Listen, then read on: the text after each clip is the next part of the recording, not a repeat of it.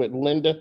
We are here at Crossroads Art Center. So now, Linda, let us know what we're looking at now.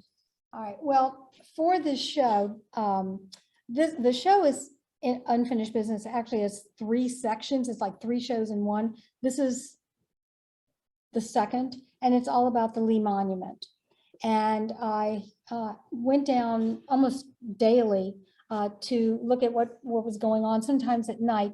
This refers to the Dustin Klein projections that were done onto the face of the pedestal during the evenings. I don't know if it's most of July, but the night I was there, it was definitely in July that they had this. And that particular night, the sky was really striking and very dramatic. And we came up the street from the opposite direction, but when we parked and walked around to where the side was, where you see the projection, and this would be the north side, so the west, I think, east. Yeah, the east. I was first struck by the sky, and I knew I wanted to do a painting about the sky, the crowds, the monument, the protest art that was on the monument, which I thought was fabulous. And that was in this nebulous cloud in my brain. That's what I was going to do. That was all I had to work with. That was it. But I knew I had I knew I had photographs of it, and in my mind, I thought I had a photograph of George Floyd projected onto it, because that's what I wanted to have.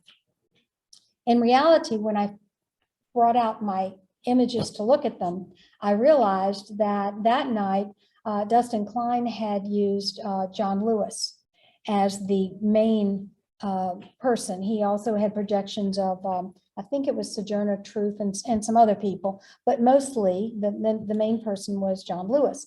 And I loved the image, but I wanted it to be George Floyd. And I really felt like it, for what I wanted to say, it needed to be George Floyd. So. And this is a real departure from landscape art. It is, as you can see. This is extremely architectural, and I have been trying to put in more architecture into my work because it's something I love architecture, but I don't like painting it. It's like really, really hard, but trees are really, really easy, so why would I do hard when I can do easy? But so this was a real emotional challenge. Yeah. Okay, so now let me take me through the house in the back on the right. There's 2 of them, and they were at different angles. One's sort of facing Monument, one is on the corner, and one's facing Monument directly. And that took me a while to figure out, because when I looked at the painting, when I looked at the photograph, I could see the angles. And if it had been a small painting, I could have kind of, faked it to make it look like the way the photograph looked. But when you're doing something this large, you can't fake quite as much. I left out a lot of stuff because I didn't want it to compete too much, but I felt like people needed to feel like this was in an urban setting. And if I hadn't had some buildings in there, it looked like it was country road with spotlights. And the lampposts look, they bring it out.